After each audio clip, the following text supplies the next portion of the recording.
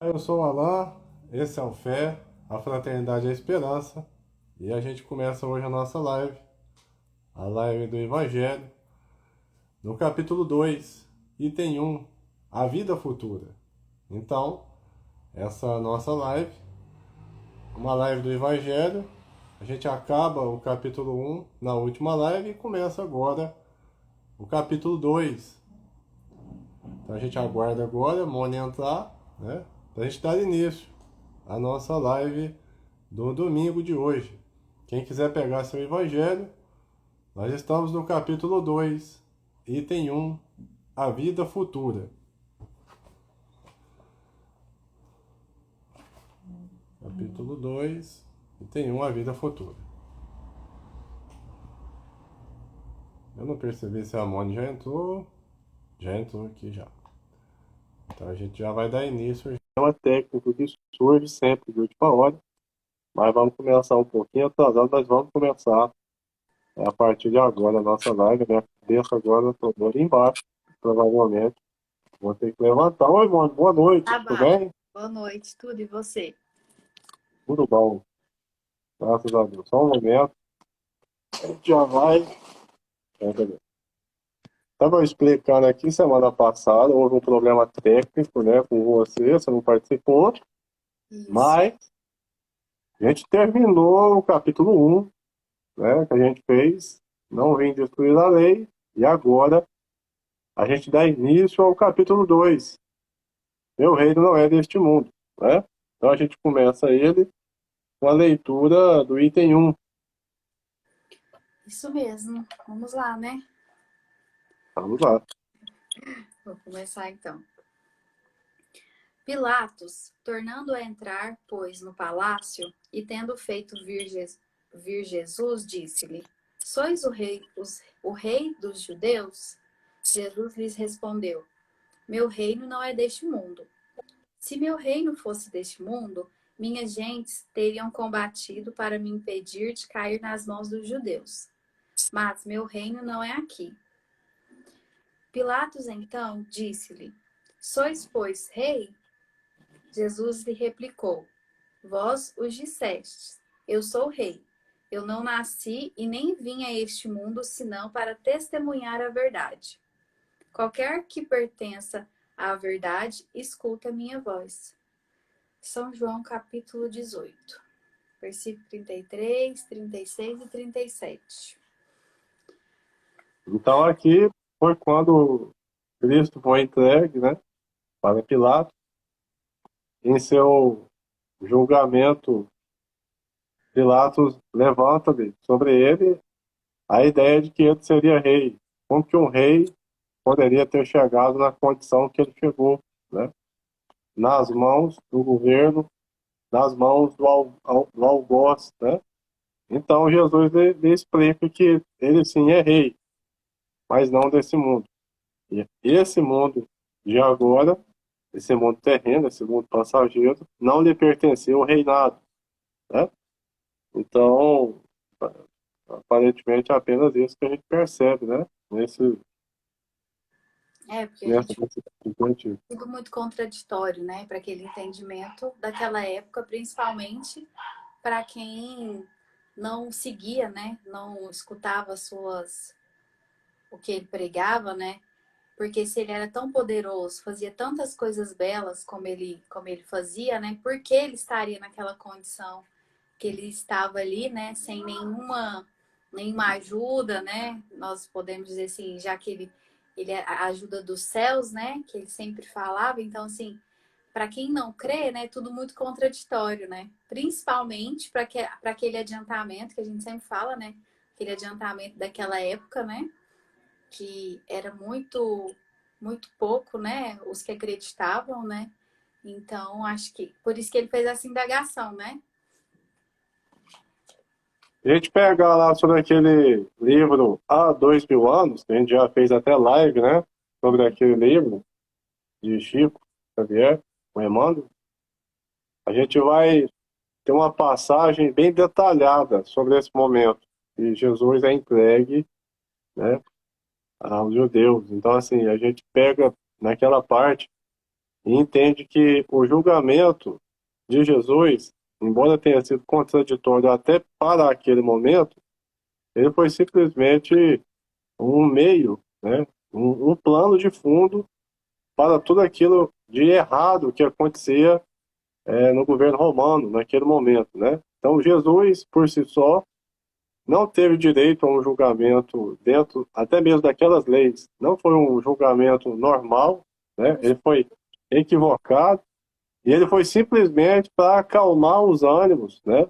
Do pessoal que estava enfurecido com a passagem do Messias, porque o Messias ele mexia em algumas autoridades que não eram permitidas que eles se fossem mexidas naquele momento. Então, esse julgamento de Pilatos até hoje é muito falado, né, sobre essa questão, porque o que ele fez naquele momento, Pilatos, foi até um deboche, vamos dizer assim, quando ele vira para Cristo em situação de prisioneiro e o pergunta sobre esse seu reinado. Naquele livro, há 2000 anos, fica claro que esse reinado realmente não é desse mundo.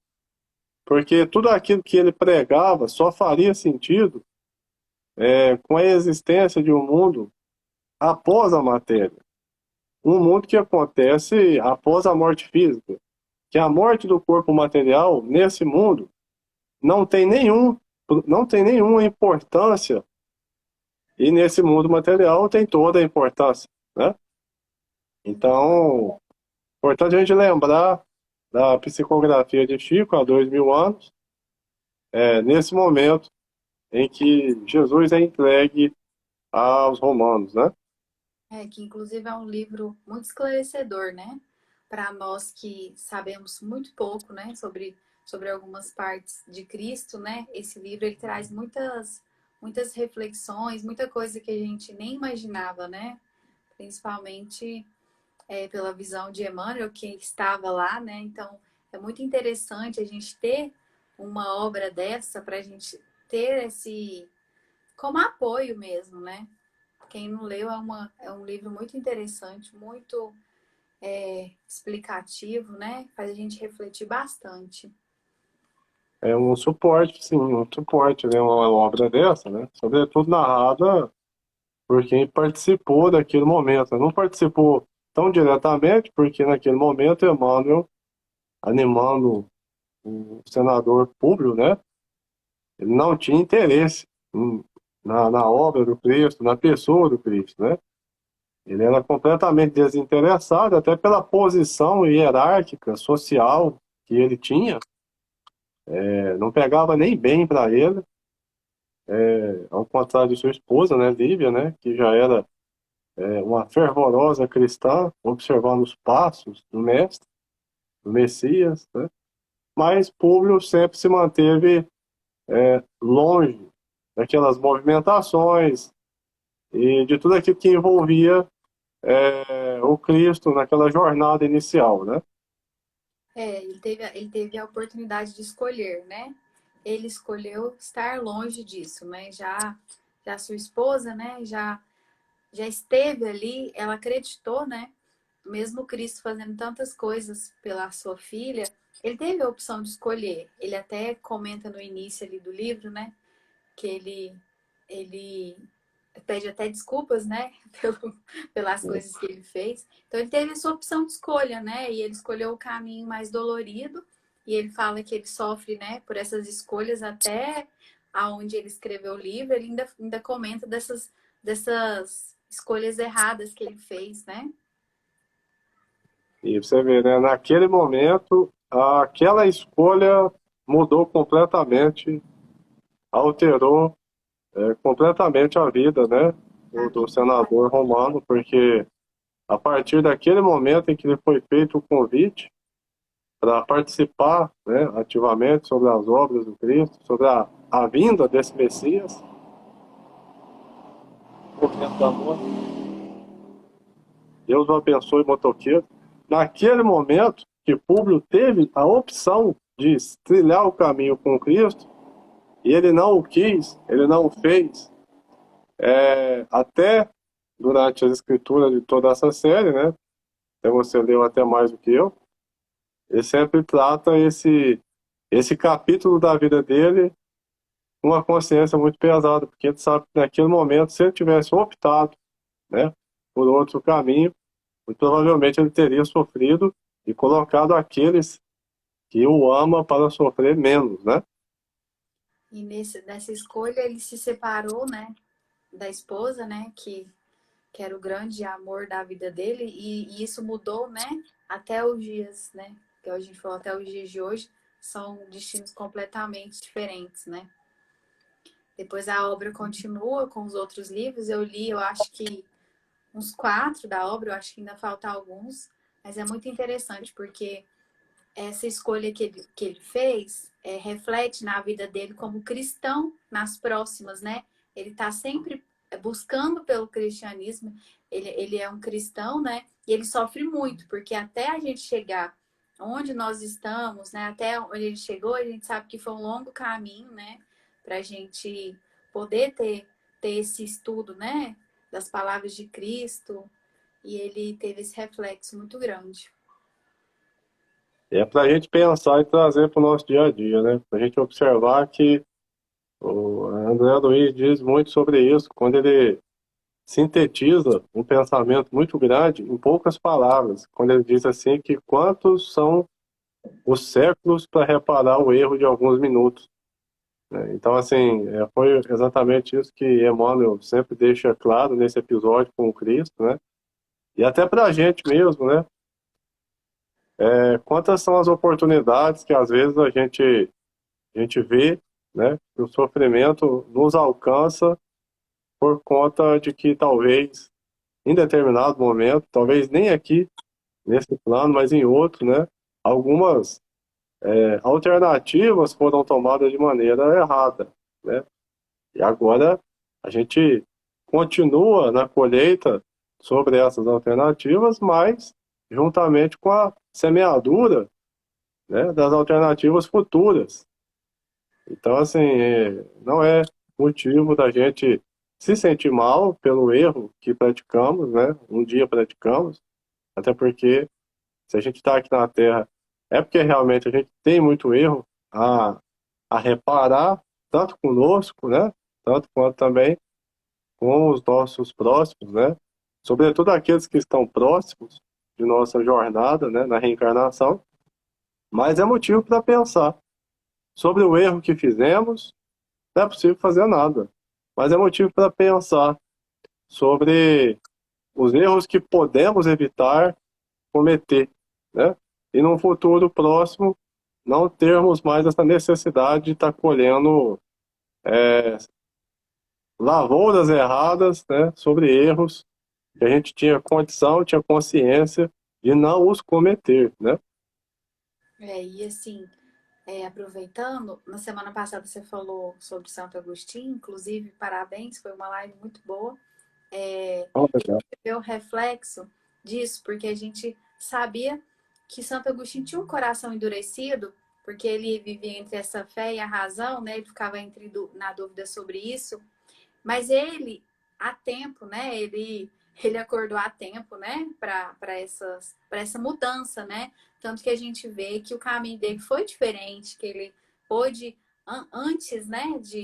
Dessas dores, ele pôde participar, né? Ele esteve à frente, né? Do evangelho aqui. E a gente vê que foi diferente para Públio, né? Perceber isso. Então a gente vê o reflexo que se a gente consegue identificar antes, né, essas mudanças, a gente vai ter uma colheita mais, não vamos falar mais fácil, né, porque nada é fácil, mas assim, a gente vai ter uma colheita menos dura, né? E, e eu entendo que é basicamente isso, igual você falou. A gente identifica os nossos erros, né? Porque devem ser bastante, porque senão nós não estaríamos aqui, né? Então, há tempo e começar essa mudança, né? é sempre tempo. Chico dizia, né? Chico dizia, né? Que embora ninguém possa voltar atrás e fazer um novo começo, qualquer um pode começar agora e fazer um novo fim. Eu acho que todos nós estamos nesse barco. no barco de tentar fazer um novo fim. A gente nunca vai conseguir mudar o que fizemos, mas a gente é capaz, sim, sobretudo com o auxílio e com as escrituras dos espíritos superiores nos dando suporte, somos capazes, sim, de ponderar sobre a realização de um novo fim. Acredito eu que essa doutrina, ela é como se o céu, metaforicamente, estiver acima da gente, a doutrina espírita, ela é uma escada para nos fazer alcançar esse céu, né? Esse céu que geograficamente não existe, mas que mora dentro das consciências em paz, das consciências tranquilas, né? Sabendo que realizaram o quanto possível o que estava ao seu alcance, né? Então acho que é esse o céu que a gente deve buscar e nada melhor do que essa doutrina que nos prega a fé iluminada pela razão, para que a gente consiga chegar até lá com os nossos próprios pés, sem necessidade de milagres, de alguém nos carregar, né, de alguém fazer a nossa parte. A gente precisa fazer a nossa parte, e então os céus, né, os bons espíritos, terão condições de fazer a deles também, né? Até porque a gente tem muito apoio para isso, né? Nós temos o apoio dos benfeitores e ainda temos o apoio dessa doutrina que nos dá um consolo, né? Nos apoia a ir em frente e buscar sempre melhorar. E pensando sobre a vida futura, hoje nós somos a nossa vida futura de um dia nós estávamos lá atrás e já erramos, né? Os erros eram outros. Então, hoje é a nossa vida futura, né? Nós estamos melhores, né? Como o Alan Vieira sempre diz, né? Não é retrógrada, né? Não, Então, hoje nós somos melhores do que nós fomos e um dia nós seremos mais ainda. Então a gente tem sempre que pensar nessa colheita, né, dessa vida futura, sempre pensar adiante, né, que os nossos reparos de hoje, né, refletirão em nossas próximas vidas, né, nossos próximos passos, no nosso amanhã, né, na nossa próxima semana, porque as escolhas que a gente faz, por exemplo, hoje, né, na próxima semana vai refletir. Então a gente entende que é isso, né? É agora para a gente ir mudando amanhã, depois. agora. O movimento é agora. Até quando a gente vai, no momento. Caiu? A gente, agora, até quando a gente vai esperar a próxima oportunidade, a segunda-feira, o dia primeiro, para poder movimentar, né? Então é agora. Esse momento que a oportunidade nos procura e a gente vira as costas para ela, ele é muito doloroso lá na frente. Talvez nesse momento ele seja confortável, mas lá na frente ele é muito doloroso, porque não será cobrado não somente pelo mal que fizemos, mas também pelo bem que deixamos de fazer, né?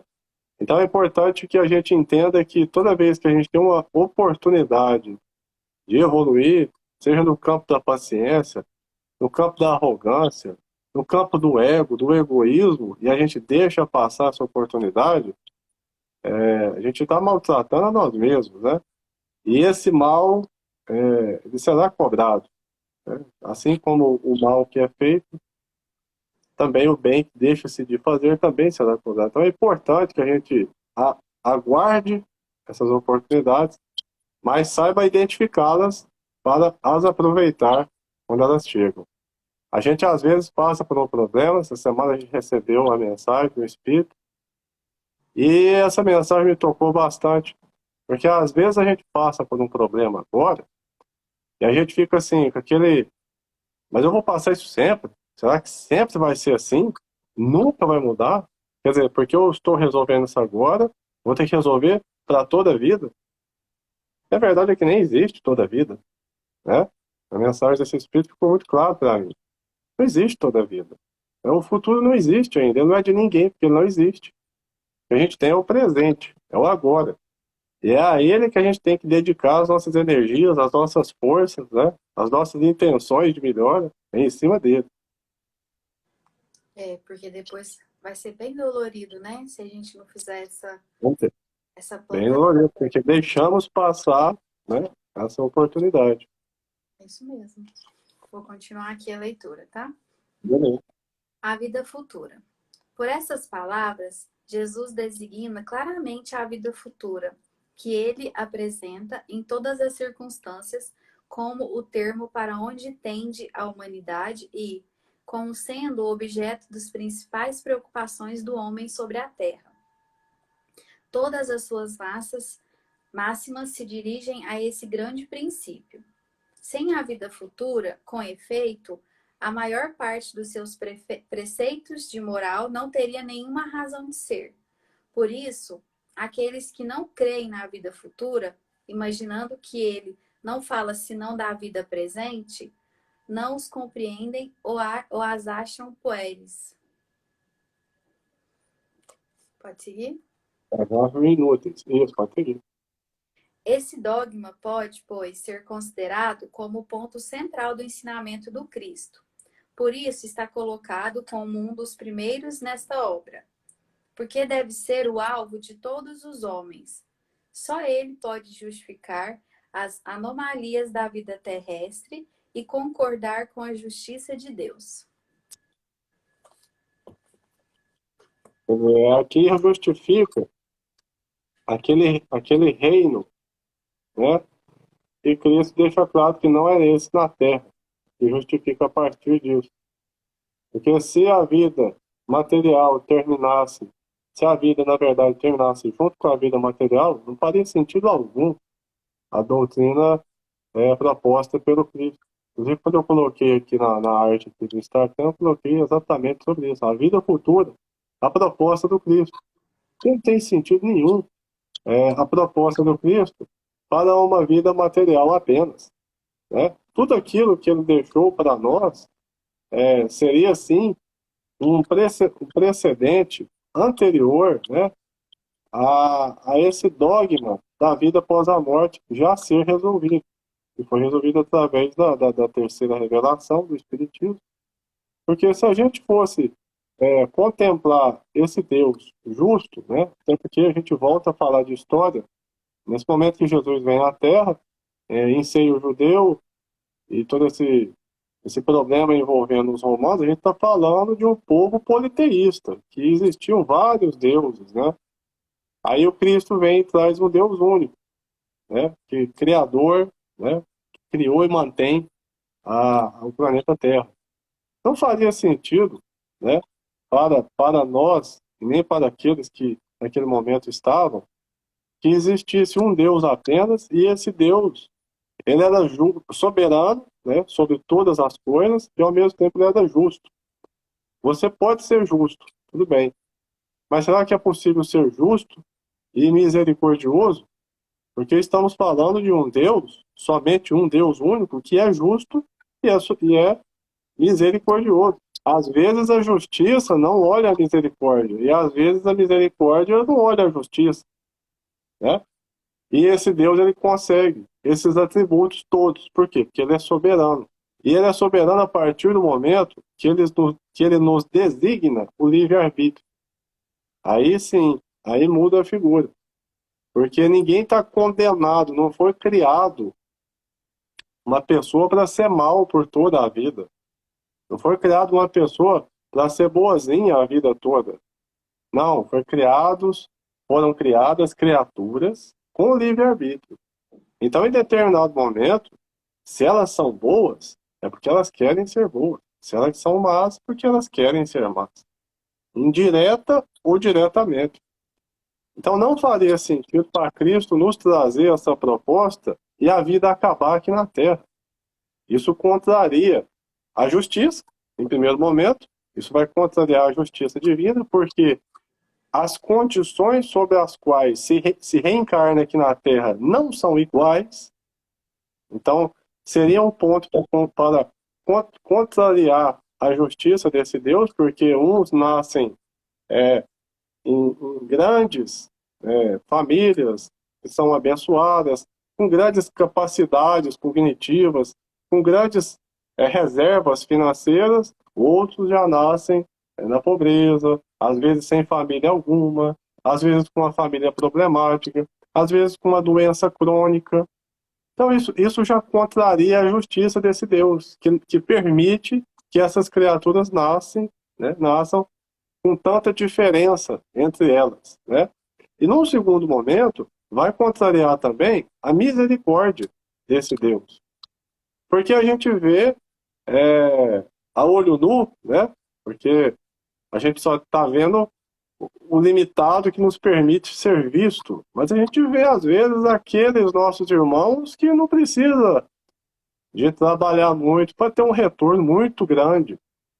A gente vê também irmãos nossos, não vamos nem levar em conta nós, porque nós somos muito imparciais para falar da gente mesmo, mas a gente vê irmãos que trabalham toda a vida na base da seriedade, né, do compromisso, e que financeiramente, materialmente, não têm o retorno que outros que trabalham menos têm. Aí a gente se pergunta, mas como é que é a misericórdia, né, desse Deus? E por que tanta diferença entre essas criaturas? Não faria sentido algum para uma doutrina materialista, cuja qual a vida acabasse aqui na Terra, né? Então vem o Cristo para explicar, né, que o reino dele não é deste mundo. Há muitas moradas na casa do meu Pai, né? E aí sim, vai fazer sentido a proposta dele. A gente tem que tentar dominar as nossas intenções negativas, né? Sobretudo aquelas que a gente tem dificuldade ainda, né? E todos nós estamos aqui nesse momento melhorando, tentando melhorar, tentando desenvolver. E para quê? Para que você vai viver essa vida para tentar melhorar? A gente vai chegar, às vezes, numa idade mais avançada que a gente não conseguiu. A gente nasceu sem paciência, desencarnou sem paciência. A gente nasceu arrogante, desencarnou arrogante. Não faria sentido, né? Se a vida acabasse aqui. Então, através da vida futura, né, que é o nosso item 1, essa leitura, é que é explicado, é que faz sentido.